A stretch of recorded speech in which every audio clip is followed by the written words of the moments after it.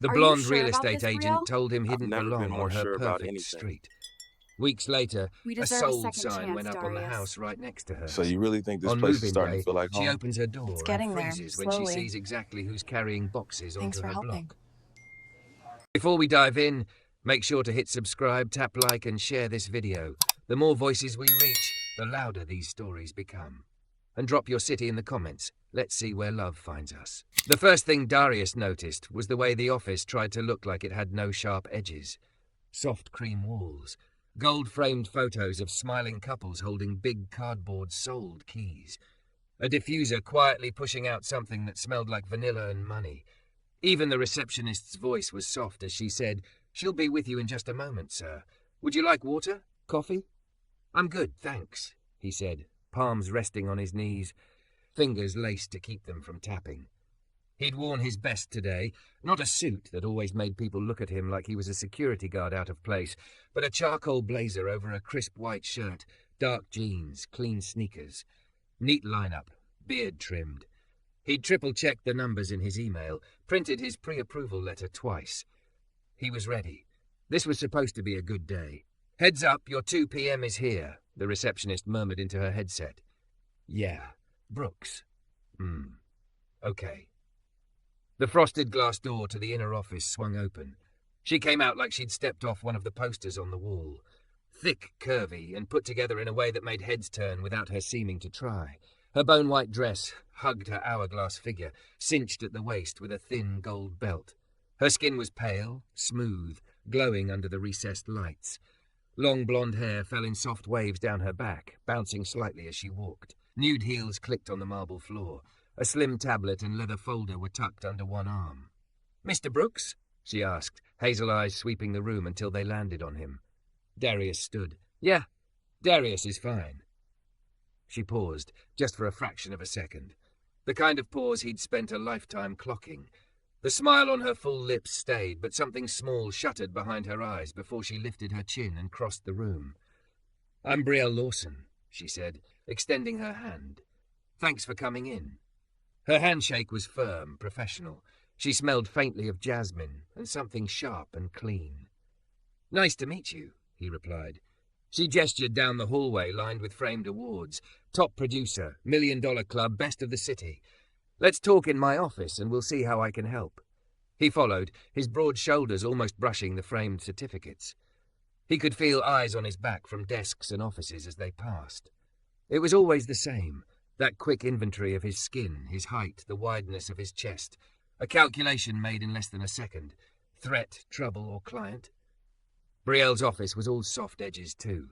Plush cream rug, a glass desk with gold legs, a fiddle-leaf fig in the corner looking like it had never known a bad day. On one wall, a huge photo of a gleaming white colonial with navy shutters and a sweeping porch.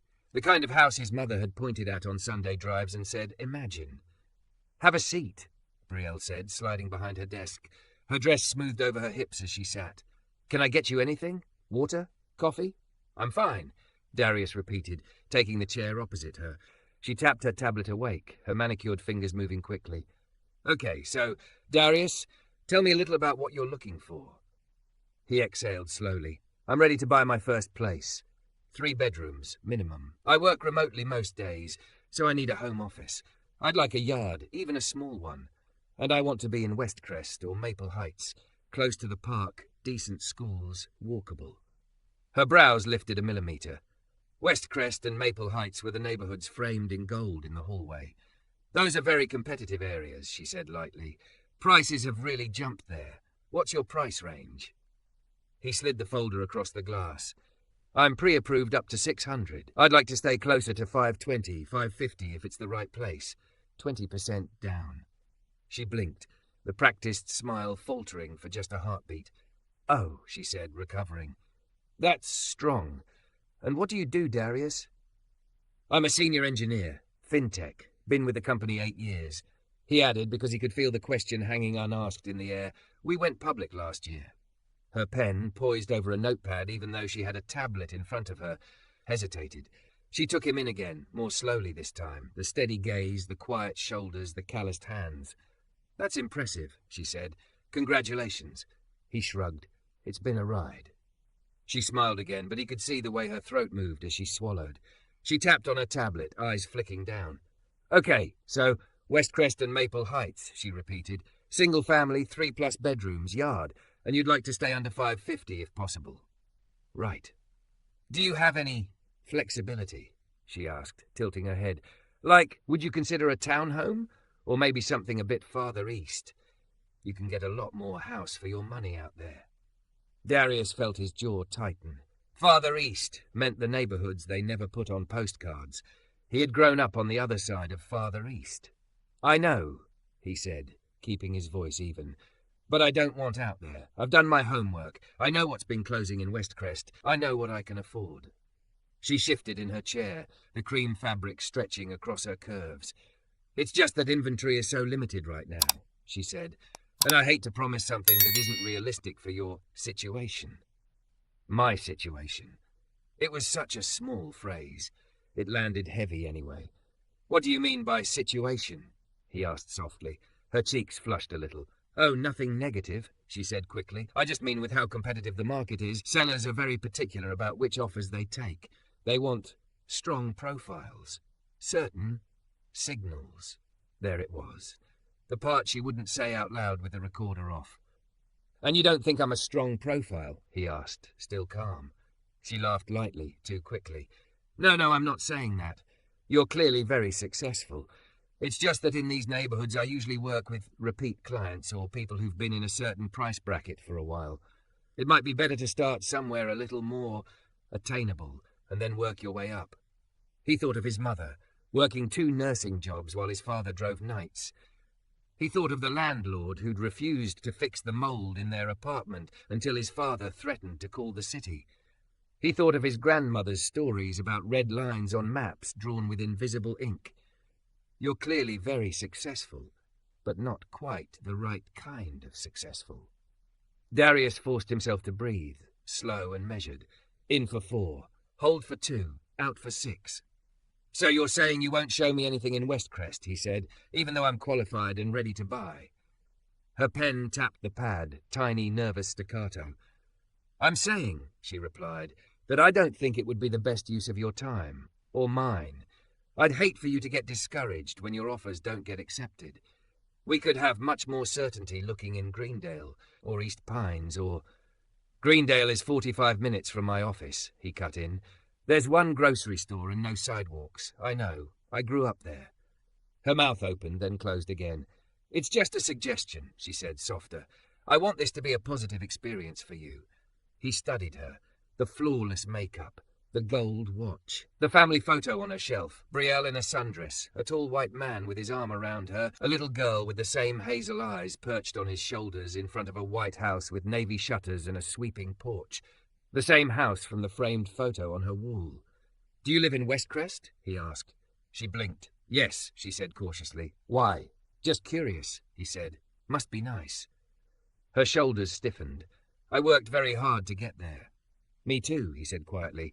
For a moment the air between them felt like the glass of her desk, cold, smooth, unyielding. "Look," she said finally, tone professional again, "I can send you a few options in East Pines by tonight. If something in Westcrest comes up that really fits your budget, I'll let you know. But I can't promise anything.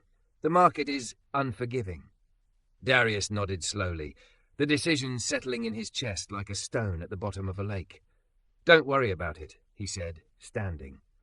Her eyes widened. "You don't want to, at least see what I find?" "I think I'm going to look for an agent who thinks my situation is worth their time," he said. The words were calm, but they shook somewhere inside him. Years of swallowing smaller things made this feel huge. "Darius," she began, a note of something like panic slipping into her voice. "I didn't mean—" "It's okay," he lied. "Really, you've told me what I needed to know." He reached for the folder on her desk. Her fingers moved like she was going to stop him, then curled back around her pen instead. He walked out, feeling the weight of eyes on him again. The receptionist straightened in her chair, worry flickering across her face. "Is everything all right, sir?" she asked. Darius managed a small smile. "Yeah," he said. "I think I'm just not their target demographic." Her mouth pressed into a thin line, but she said nothing. He nodded at her and pushed through the glass door into the blinding afternoon sun. On the sidewalk he stopped, letting the heat soak into his skin, the traffic noise hum around him. His chest felt tight, not from surprise, but from the opposite, recognition. He had known this shoe, this weight, since the first time a teacher had assumed his test score was a mistake. His phone vibrated in his pocket. He pulled it out and stared at the screen for a moment, then hit call. "Hey," he said when the line picked up. "Yeah, it's me. Listen, I'm done with Lawson & Co. You still got that contact for the independent broker you mentioned? The one who helped you and Maria get into Westcrest?" A laugh came through the speaker. "The bulldog? Oh yeah, she doesn't care what you look like if your paperwork's tight." "That's exactly what I need." They spoke for another minute. Addresses, emails, a promise to text introductions. When he hung up, Darius turned back toward the big glass windows of Lawson & Co. From the street, he could see Brielle at her desk, one hand over her mouth, staring at the printed pre-approval numbers still glowing on her tablet. The perfect curve of her shoulders looked smaller from here.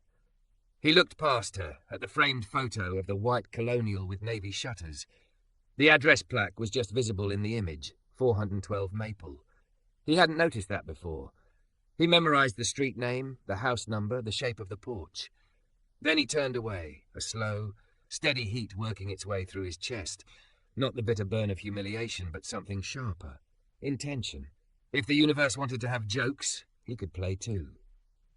Brielle stared at the empty chair across from her long after Darius walked out. The room was quiet, except for the soft hum of the air conditioner and the faint buzz of traffic outside. His folder was gone, but his numbers still glowed on her tablet screen. Pre-approval, income, assets, credit score. She scrolled again, as if they might change the second time. They didn't. He was one of the strongest buyers she'd had all month. A soft knock sounded at her open door. "You good?" Her co-worker Jenna asked, leaning against the frame. Petite, sharp bob, sharp eyes. Brielle clicked the tablet off too fast. "Yeah, just long day." Jenna's gaze flicked to the shut folder. "Was that the tech guy? The one from the call earlier?" Brielle said, fussing with a stack of business cards that didn't need fussing. "He seemed solid. Why'd he leave so fast?" Jenna pressed. Brielle's throat tightened. "We weren't a fit," she said lightly. "He wants Westcrest. I told him the market's brutal right now." Jenna's eyebrow lifted a fraction. And I suggested some other neighborhoods. He didn't like that." She shrugged, like it was nothing. Like it didn't still sting, the way he'd said, "You've told me what I needed to know." Jenna was quiet for a beat. "You do that," she said finally. "Do what?" Brielle bristled. "Guide people away from certain areas if you think their offers won't be competitive," Jenna said carefully. "We all do, but Brie, just make sure you're not deciding who belongs where before the sellers do." Heat flared under Brielle's skin. "I'm protecting my clients from disappointment," she snapped. "I'm not." Racist. The word she refused to attach to herself pulsed like a siren in the back of her mind. "I know you mean well," Jenna said, hands up. "Just be honest about what you're protecting them from. The market or other people's bias." She left before Brielle could answer. Alone again. Brielle leaned back in her chair, staring up at the ceiling. She remembered being 22, shadowing an older agent at her first firm. A black couple with a baby had come in, hope shining in their tired eyes. The older agent had smiled the polite smile, sat them down and gently nudged them toward more realistic options. Later, over coffee, she'd said, "They're lovely, but Westcrest is a different world. It's cruel to send them into bidding wars they can't win." Brielle had believed her, had copied her. Now Darius's steady gaze wouldn't leave her alone. "I worked very hard to get there." "Me too." Her phone buzzed. A text from her husband. "Pick up Mia from dance?" "Running late." She typed back, on it, and shut the tablet off completely. The house in the framed photo on her wall, 412 Maple, sunlight on the porch, her daughter's laugh frozen mid-air, looked down at her like a witness. The bulldog turned out to be a woman in her 50s with silver-streaked curls, warm brown skin, and a blazer the colour of ripe plums. "Simone Carter," she said, gripping Darius's hand in both of hers like she was anchoring him. They met at a coffee shop near Westcrest, not an office with marble floors. "Malik says you're ready to stop paying someone else's mortgage." "Been ready," Darius said, managing a small smile. Apparently my situation is questionable. Her eyes narrowed. Who said that? He told her. About the office, the soft colours, the framed awards, about the pause when she saw him, about Greendale more attainable, and the way his chest had felt like it was being pressed in a vice.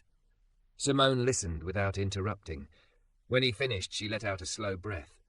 Baby, I've been doing this 27 years, she said. Let me tell you something right now. Your situation is fine.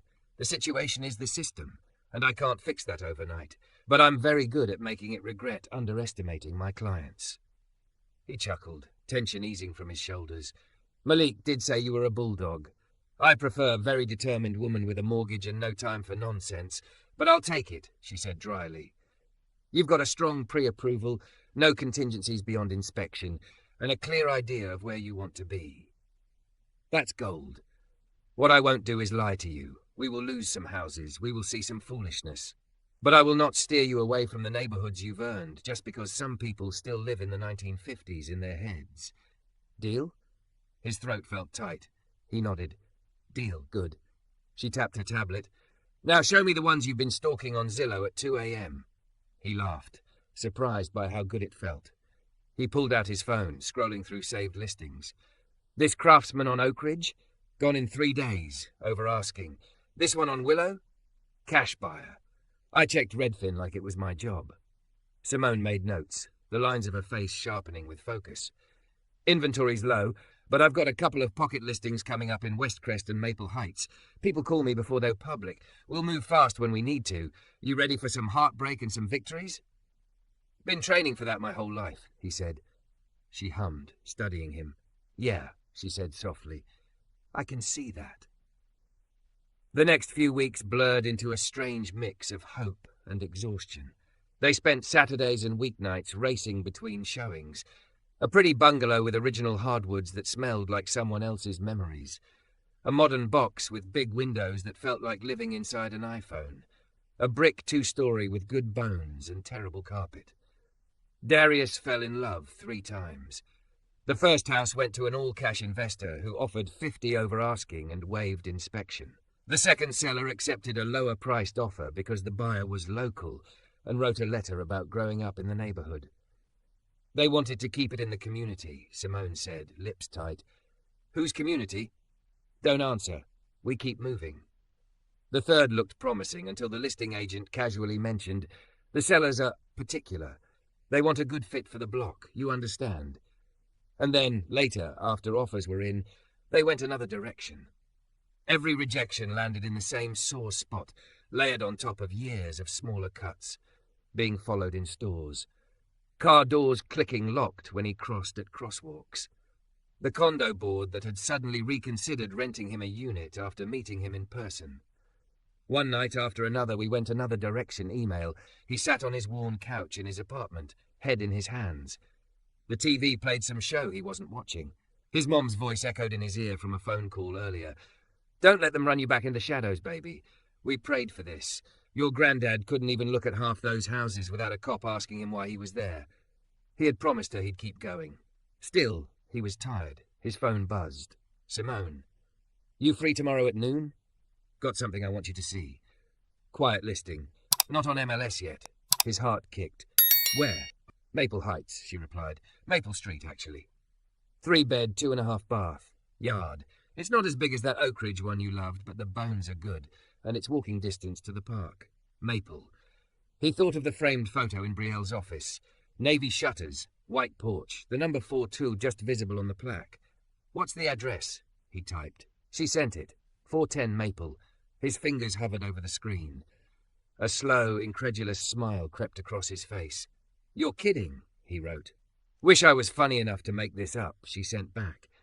Sellers are an older couple moving closer to their grandkids. They want to move fast, but they're not desperate. We need to come in strong and clean. You in? He stared at the ceiling for a second, the absurdity of the universe washing over him, then laughed out loud. Oh, okay, he said to the empty room. So that's how we're playing. I'm in, he texted. Tell them I'll be there at noon. The next day, the sky was a bright, relentless blue as he drove into Maple Heights. He'd driven these streets before, but always as an outsider. Slower, more careful, aware of eyes behind curtains. Today his chest buzzed with nervous electricity. Maple Street was even prettier up close. Big trees arched over the road, their leaves just starting to think about changing. Kids' bikes lay on manicured lawns. A couple jogged past with a golden retriever, crunching on gravel. Simone's car was already in the driveway of 410 when he pulled up. The house was a tidy, pale blue colonial with white trim, a wide porch and flower boxes under the windows. It wasn't the glossy postcard of 412 next door, but it looked kind. Lived in without being tired. "You're early," Simone called from the porch, waving him up. "I like that." "Couldn't sleep," he admitted. "Good sign." She glanced past him toward the neighbouring house. Darius followed her gaze. 400 of Maple sat to the right, just beyond a low hedge. In person, it was exactly like the photo in Brielle's office.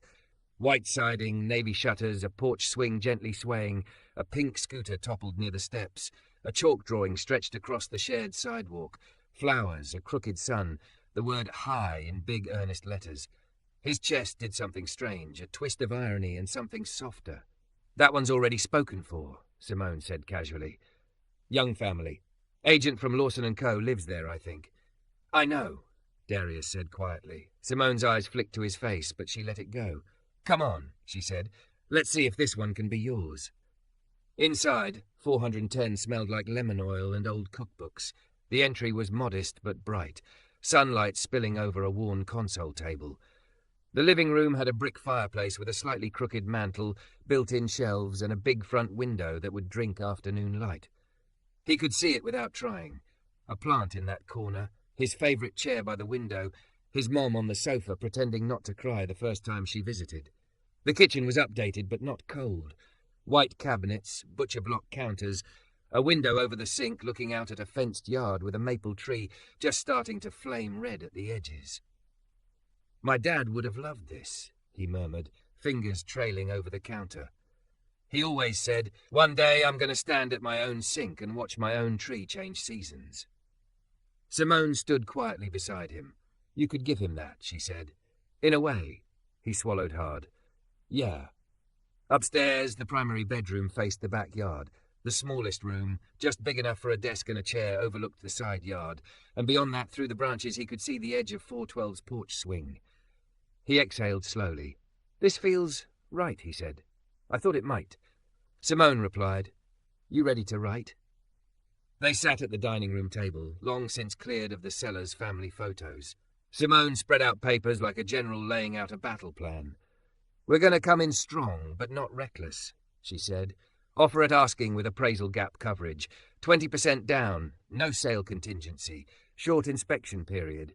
I want them to feel how serious you are without thinking you're a fool." Darius nodded, signing where she pointed. His hand shook only once. "Write the cover letter," she added. "Not begging, just human. This is who I am. This is why I love this house. Older sellers eat that up." He hesitated. "Should I include a photo?" She grimaced. "I hate that it matters. Some people see you and they're comfortable. Some people see you and their fear stories kick in. You get to decide whether you want to give them that information. Legally, it's messy. Personally?" She sighed. "I've seen it cut both ways." He thought of the invisible lines on old maps, of Brielle saying, "I want this to be a positive experience for you." "No photo," he said finally. "They can choose me or not based on my words." "Fair enough," she said. When they left, the Sellers, a sweet couple with matching laugh lines, walked them to the door. "We've loved this house for 32 years, Mrs. Green said, dabbing her eyes. "We just want someone who will love it like we did." "I will," Darius said quietly. "If you let me." Mrs. Green squeezed his hand. "We'll be in touch." He spent the evening trying not to pace holes into his living room floor. Every buzz of his phone made his stomach drop. Spam calls, a group chat meme, his mother asking for updates, Malik sending, "You got this, bro," and then, "Don't make me send Simone after you if you start spiraling." It was nearly 9 when the call finally came. Simone's name lit up his screen. He stared at it for a heartbeat, then answered. "Hey, you sitting down?" she asked. His heart slammed against his ribs. "Yes." "Good," she said, "because 410 Maple just accepted your offer." Silence pressed against his ears for a second, like the world had gone underwater. Then sound crashed back, his own breath, the distant honk of a car outside, the faint hum of his refrigerator. What? He whispered. They chose you, Simone said. He could hear the smile in her voice. They liked your letter, said they could picture you there. We're under contract, Darius. You're buying a house. A laugh tore out of him, half choked, wet around the edges. He pressed the heel of his hand to his eyes. I'm buying a house, he repeated, like he had to practice saying it. You're buying a house in Maple Heights, she corrected, on Maple Street. He exhaled, a shaky thing that felt like it had been stuck in his chest since childhood. Next door to Fawn 12, he said softly. Simone paused. You clocked that, huh? Oh, yeah, he said, and now the laugh came easier, threaded with a bright, sharp satisfaction that didn't feel ugly, just true. Tell Mrs. Green I'd be honoured to be her neighbour, all of them. Will do, Simone said. Tomorrow we celebrate. Tonight you let it sink in. After he hung up, Darius stood in the middle of his small apartment, listening to the quiet. He thought of his father's dream of a yard, his mother's prayer for a front door no one could just walk through without knocking. He thought of little black kids riding bikes on a street where someone like him owned a set of keys. He thought of Brielle, framed by glass and gold, telling him the market was unforgiving. Somewhere right now, she was probably tucking her daughter into bed at 412 Maple, believing the block around her was safe from certain kinds of neighbours. He smiled, not cruelly, but with a deep, steady certainty. She was about to find out how wrong she'd been. Move-in day started with Darius's mother standing on the front walk of 410 Maple, tears filling her eyes and refusing to fall. You're going to make me cry before we even get a box inside, he said, trying to keep his voice light as he hopped down from the truck. You already did, she replied, her brown hands smoothing over the front of her Sunday dress, even though it was a Saturday. I just haven't let them out yet. She was small, with grey threaded through her hair and years of hospital shifts in her shoulders. She'd insisted on coming, insisting on being the one to walk through the door first. Go on, Ma, he said, holding out the keys. Her fingers trembled as she took them. For a moment she just looked at the house. Pale blue siding, white trim, the porch steps scrubbed clean by the Greens for the new owner. Then she slipped the key into the lock, twisted and pushed the door open. The smell of lemon cleaner and fresh paint hit them. Sunlight spilled across the hardwood floor. She stepped inside, put her palm flat against the wall, and closed her eyes. Thank you, God, she whispered, for bringing my son home to his own front door. Heat surged into Darius's chest, prickling the backs of his eyes. He looked away out toward the street, swallowing hard. That's when he saw her. Brielle Lawson had just stepped out of 412 with a travel mug in one hand and a dance bag in the other.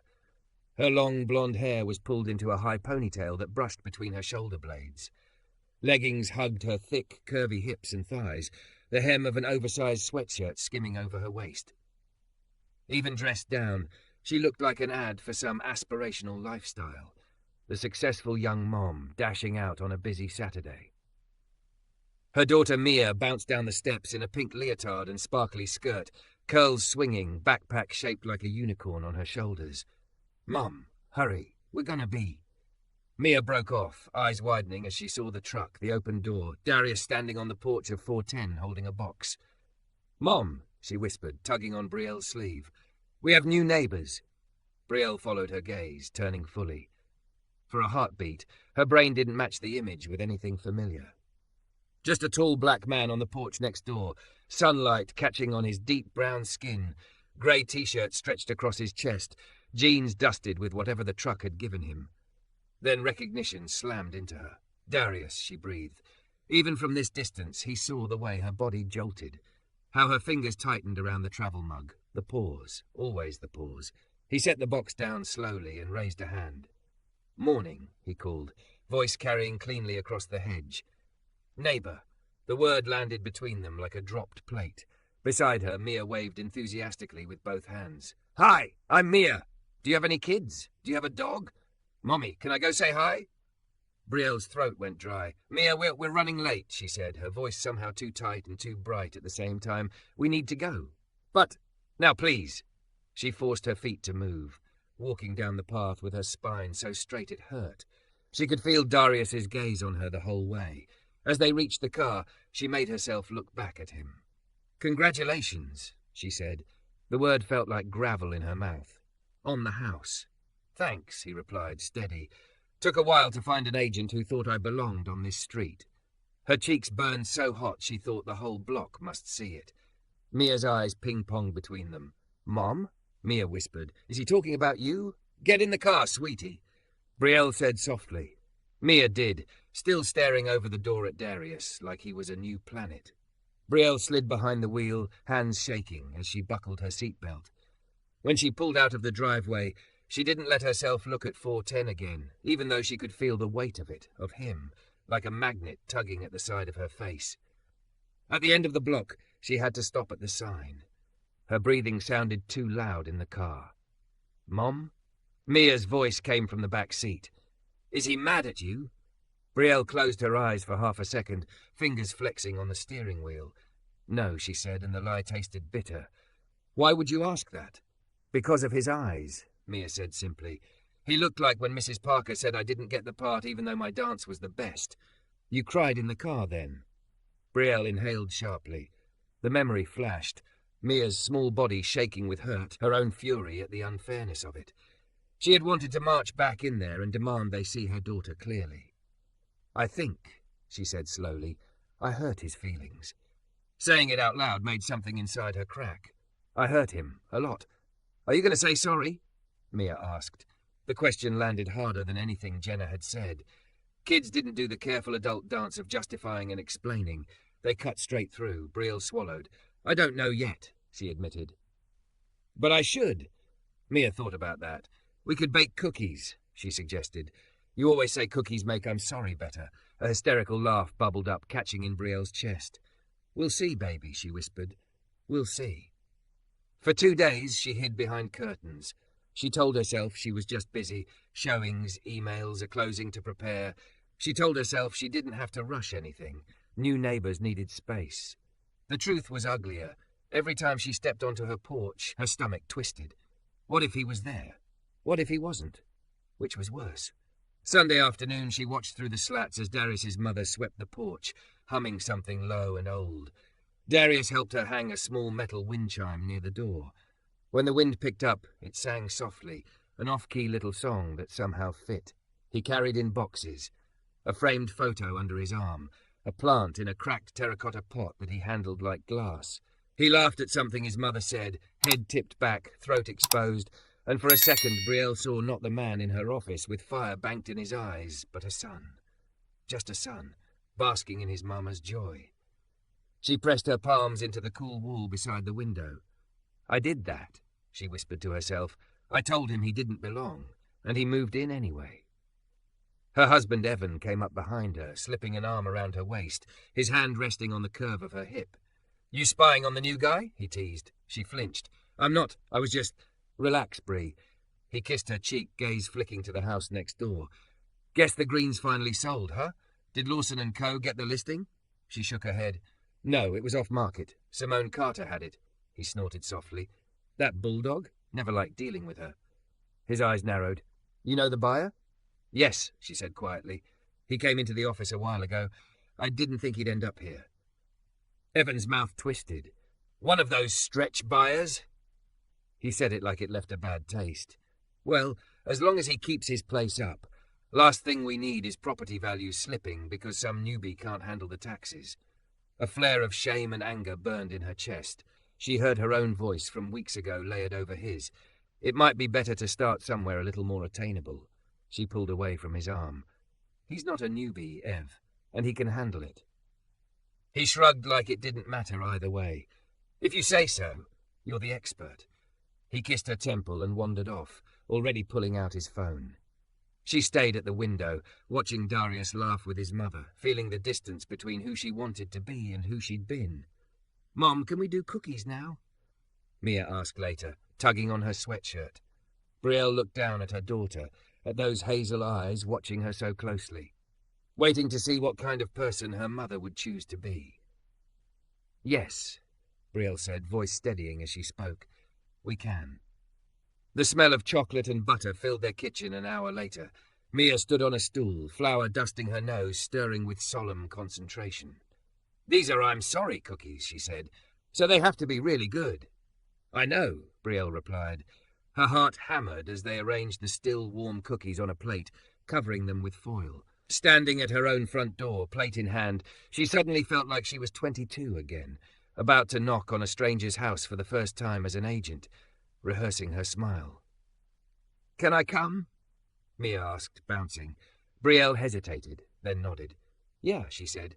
"You can." They crossed the small stretch of grass and hedge between 412 and 410 together. On the porch of 410, the wind chime tinkled as Brielle lifted her hand and knocked. For a moment, there was only the sound of her pulse in her ears. Then the door opened. Darius stood there in a faded college t-shirt and sweatpants, socked feet peeking out at the bottom. A smudge of paint hung near his hairline. The living room behind him was half chaos, half promise. Boxes everywhere, a couch shoved against the wrong wall, a plant already claiming its spot by the window. He blinked when he saw them. His gaze dropped to the plate, then back up to her face. "Hey, baby," Mia chirped, unbothered by the tension crackling in the air. "We made cookies. They're I'm sorry cookies, but I'm not sorry, Mommy is." "Mia," Brielle hissed, mortified. Darius's mouth twitched. "Come on in before the whole street hears that," he said, stepping back. The house was warm, smelling faintly of cleaning supplies and something savoury from the kitchen. Brielle's heels clicked on the hardwood in a rhythm that felt too loud. She held out the plate with both hands. "Congratulations," she said again, softer this time. "On the house. And I'm sorry for the way I treated you at the office." The words came out thick, dragging pieces of her with them. He leaned against the edge of a steel-boxed bookcase, arms loosely crossed, eyes steady on her face. "What exactly are you sorry for?" he asked quietly. The question didn't let her wriggle away into vague good intentions. She swallowed. "For deciding what you could and couldn't have before I even tried," she said. "For hearing what you wanted and thinking more about how the neighbours and sellers would react than about what you'd earned.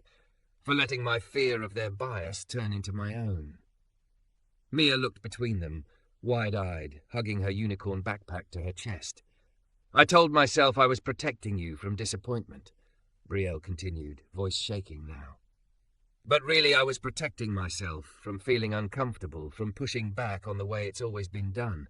And that was cowardly and racist, and I hate that I did that to you." Silence settled thick and heavy after the word. Racist. It hung there like a smoke alarm wailing in an empty house. Darius's expression didn't soften, but something in his eyes shifted. "You said it," he murmured. "I needed to," she replied. "You were right. You did work hard to get here. I looked right at that and still decided this street wasn't for you. Then I watched you move in anyway. You proved it always was for you. I'm sorry I tried to stand in the way." He let out a breath through his nose, long and slow. "Do you know how many times I've heard some version of 'the market is unforgiving'?" he asked.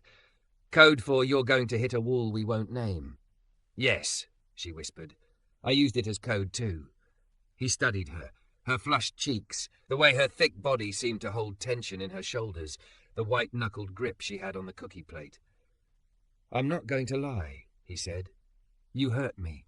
I walked out of your office feeling 14 again, like the teacher who double-checked my test score because you're usually not one of my top performers. Like the bank manager who suggested a smaller loan than I qualified for. Same song, new chorus." She nodded, tears burning now. "I know, and it's not your job to make me feel better about any of this. If you never wanted to speak to me, I would deserve that." He was quiet for a moment longer. Then he glanced at Mia, who, having decided the adults were taking too long, had snuck a cookie from the plate and taken a big bite. "These are good," she reported with her mouth full. "You should forgive her a little. She let me put extra chips." A laugh burst out of him, surprising them all. It cracked something open. "She's got a point," he said, wiping at his eyes like there was dust. "Kids always go straight for the throat."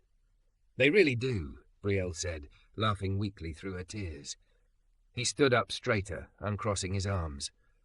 "Okay," he said. "I accept your apology. Not because it erases what happened, but because you did the work to name it, and because I'd rather my neighbour be someone trying to do better than someone pretending nothing's wrong." Relief flooded her so hard she swayed. "Thank you," she whispered. "But," he added, a small smile tugging at the corner of his mouth, "you understand I reserve the right to send you a bill if you ever suggest Greendale to me again." She laughed, a real one this time. "Deal." He took the plate from her, their fingers brushing for a second. It was nothing, skin on skin for half a heartbeat, but it sent a zip of awareness through both of them. His eyes held hers just a fraction too long.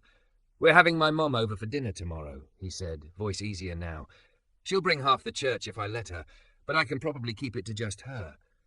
If you and Mia want to stop by for dessert, we'll have plenty."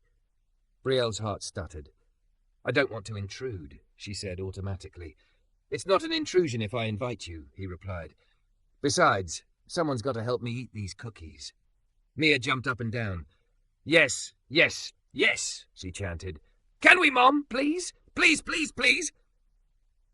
Brielle looked at her daughter, then at the man she had once tried to steer away from this street, now standing in the middle of his own living room, wind chimes singing softly behind him. "Yeah," she said, feeling something shift in her chest, in this block, in herself. "We'd like that."